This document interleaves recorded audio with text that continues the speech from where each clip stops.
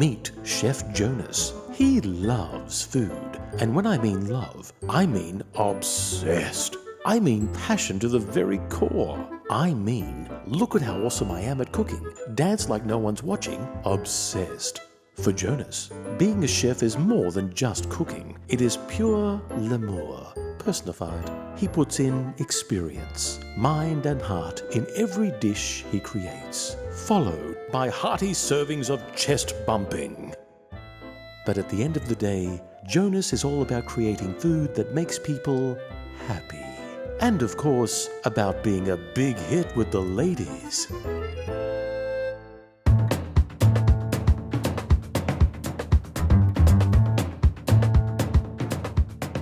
Now I'm going to show you some tricks of the trade so you can cook like a pro at home.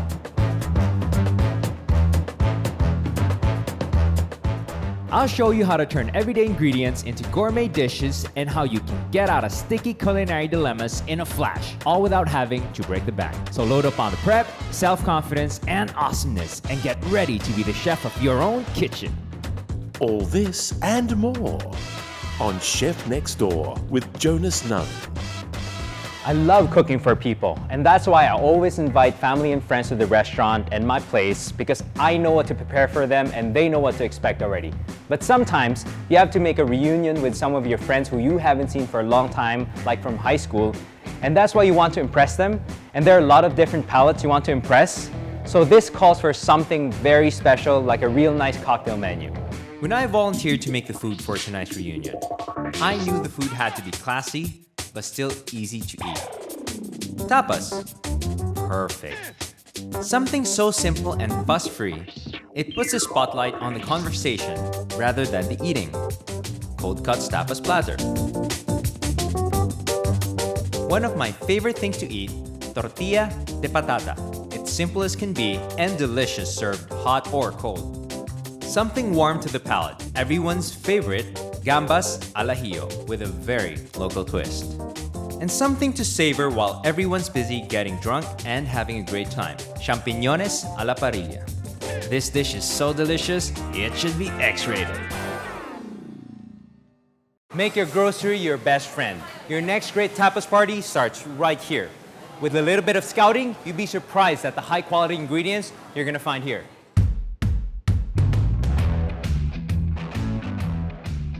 As a chef, the way I pick my olive oils depends on what I intend to use it for. If I'm using a lot, and for batch cooking, I tend to use pomace because that's the most processed. The least processed and the most pure olive flavor is extra virgin olive oil, but that doesn't do well for cooking. That's used for salads and flavoring.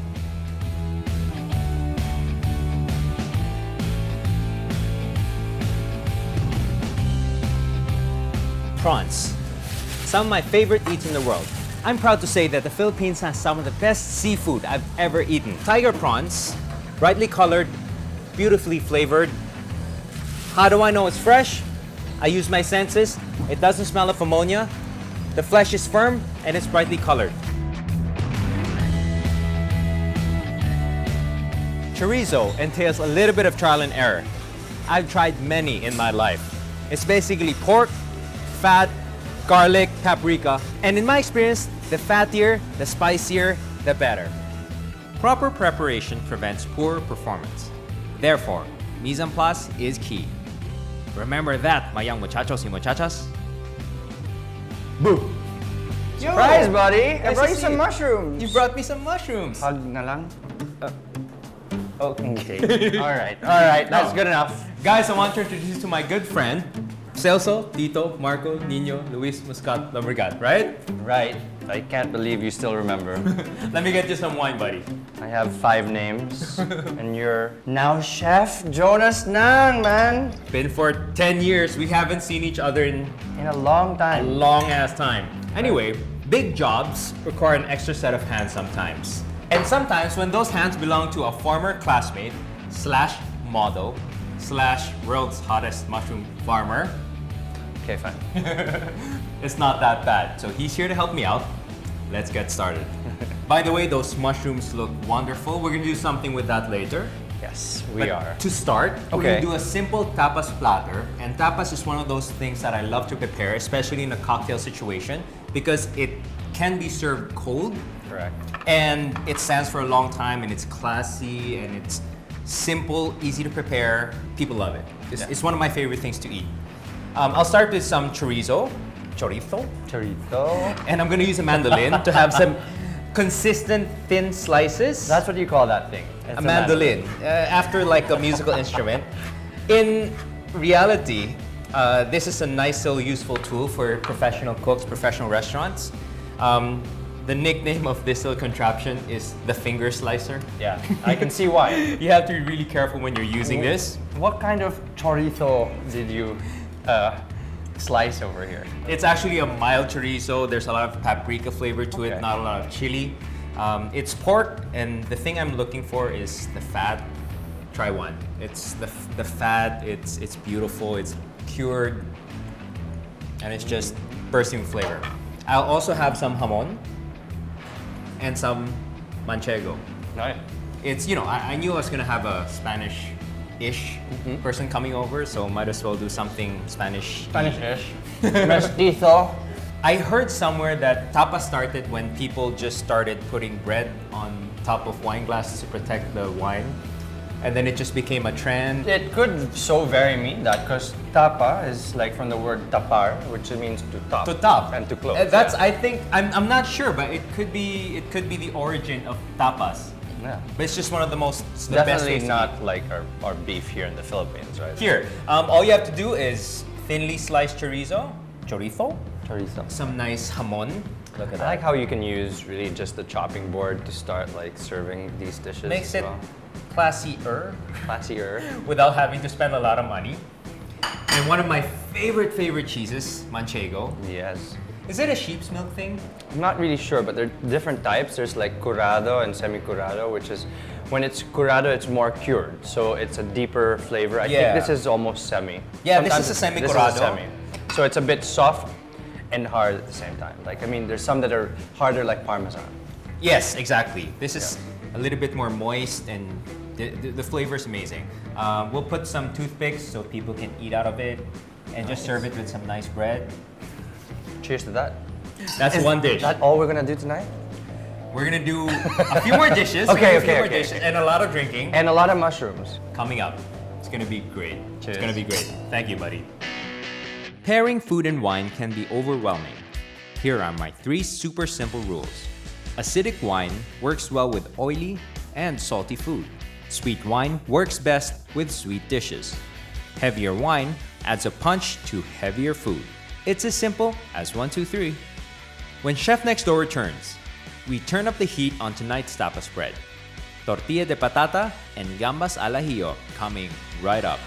For today's recipes and more exciting stuff, please visit our Facebook page, Chef Next Door PH. Oh, and don't forget to like.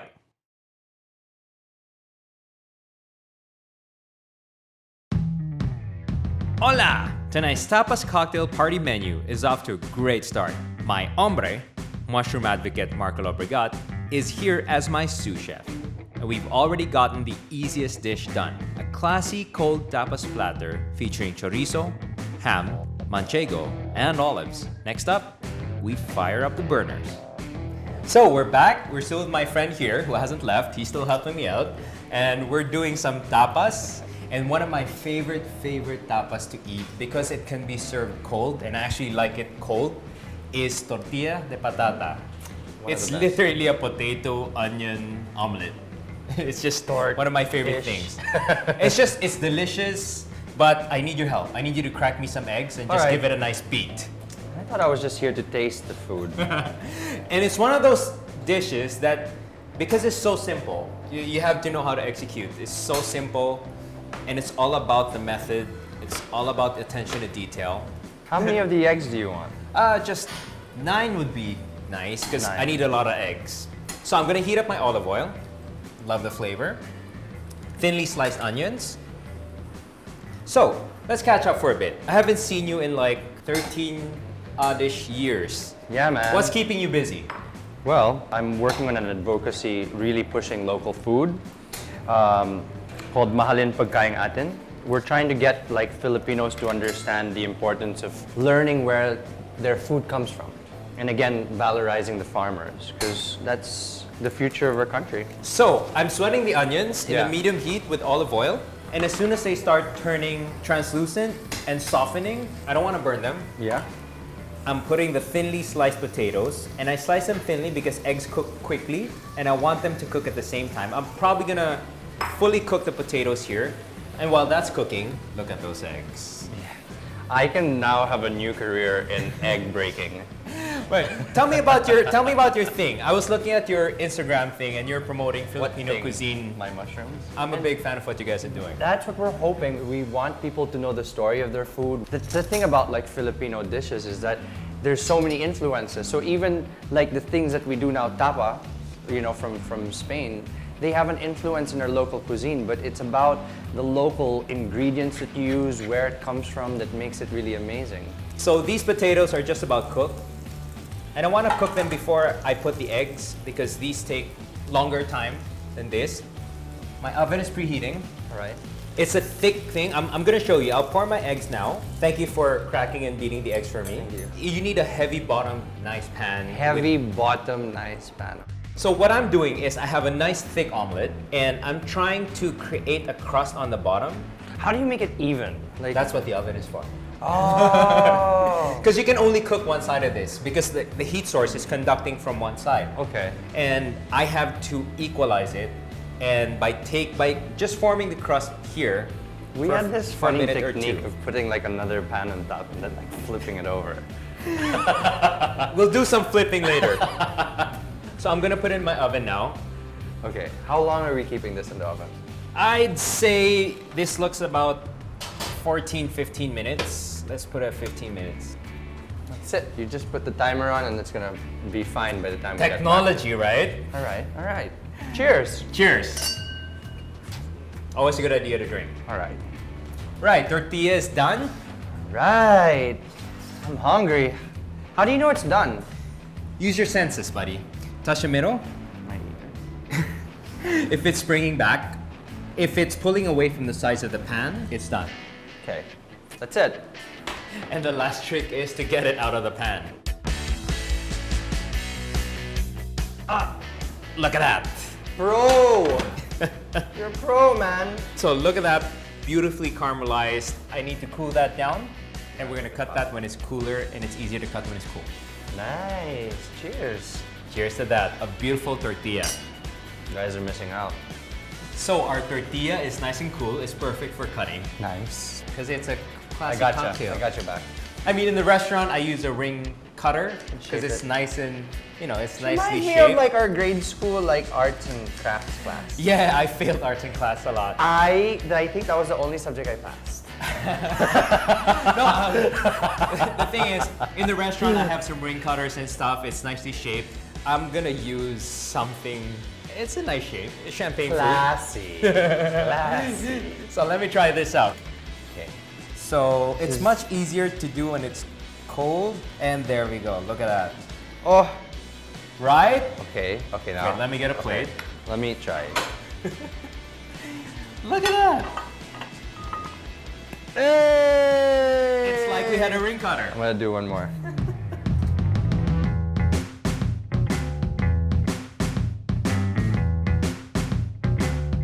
You want to taste? Let's try some. That's nice. And it's so simple, right? Yeah. I mean, sometimes the simplest things are the best. The way that you do it like that, it's so nice to bring to parties. Then you can even top it with other things. Yeah. Top with bacon. One time I tried it with cheese. With cheese. Look at us, talking shop, catching up, know. talking about food. Who'd known after so long, I'm we'd sure both we be have in a the lot food of industry. classmates watching. No one would have ever thought. We're on TV! Here, we're gonna prepare one of my favorite things in the world, gambas, because Philippines has some of the best seafood in the world. I want to see how you do gambas. So many different people make different kinds of gambas. What's Well- your style? I'm using longanisa. Oh, hey! What I'm trying to do here is just a few. What I'm trying to do is I'm trying to render the fat out of the longanisa. And when I say render, I'm trying to get the fat out.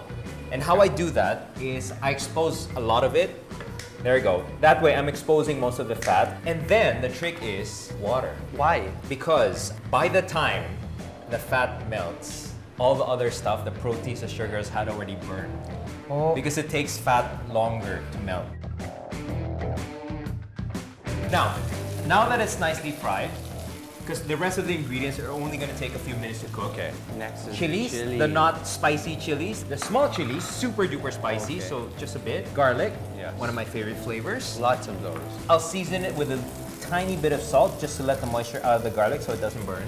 Oh, that smell. Right?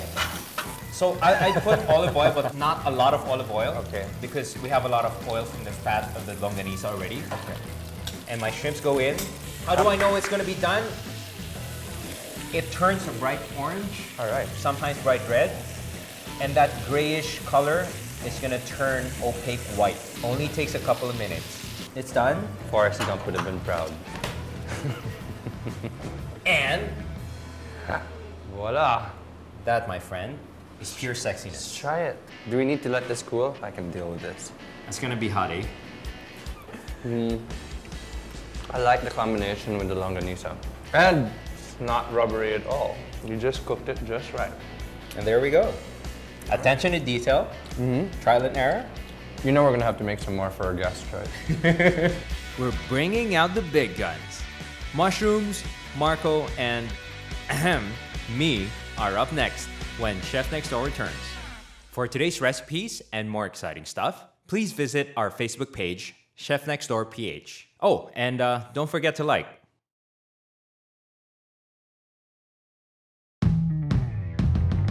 Marco, the mushroom guy, and I are on a roll. Our classic cold tapas platter is chilling, our tortilla de patata are the right shape, and our gambas al ajillo is still smoking. Time for the obra maestra of tonight's cocktail party menu, and it's only going to take us a few minutes to make. And now for the main event, mushrooms. Cheers to mushroom. Yeah. So I'm gonna do something really simple. I'll just grill these beautiful oyster mushrooms, put some olive oil in it, grill it very hot on a grill pan, thank you Analon. And the grilling adds a different flavor profile to it. It just gives that grilled, meaty, savory thing that brings out the umami in it, the savoriness of it, and the texture is gonna be beautiful. And then I'm just gonna finish it with lemon juice, salt and pepper, and serve it with some grilled bread. You're gonna love it. That's it. That's it. So I'm gonna heat up this pan really hot, get that charred flavor thing going. What kind of pan are you using? This is a grill pan because I you know, in condos these days they don't allow real grills, so I had to get a grill pan from Analon. All right. And it just simulates the grill aspect of it. Okay. But let me ask you, why mushrooms? Why mushrooms? Mushrooms, well, it's a long story on when I started, but when I was looking for a high value crop that could be grown here, because I wanted to get into agriculture and I wanted it to be a business that other people could grow, but at the same time, I love mushrooms. I mean, I've always liked mushrooms. And I had a friend that was in Spain that knew how to grow mushrooms, so I asked him, do you think we can grow it in the Philippines? He said, yeah, why not? Well, they're ready to go in the grill. I know it's hot because A, it's smoking, B, I can't hold my hand for longer than 2 seconds. And that sound is just beautiful. How long are you going to be doing that for? Really quickly, it's only gonna take a couple of minutes because I don't want to steam it. That's why I have to get it really hot and then just get that nice charred flavor. It's just gonna tenderize, and as soon as it's tender, it's good to go. Is there such a thing as organic mushrooms these days? Well, the term organic is already one term that like lots of people play around with, but mushrooms are actually mostly naturally grown. If you look at it, it's about ready. Everything is tender. It's nicely caramelized. You see that charring, and that's because of the nice pan here. And you can see it's glistening because of the oil. Yeah. And now all I have to do, You know, this is so great that you're teaching people what to do with oyster mushrooms like that, because like, I get a lot of Filipinos asking, okay, so how do I cook it? That's like the easiest thing you've just done. It's super easy. Oil, char grilled, salt. salt, pepper, olive oil, lemon That's juice, it. pepper. That's super simple. And the last thing I'm gonna do, just toss it. Yeah. And then I'm gonna do some grilled bread to go with it. Yeah. The grilled bread, super simple. All right.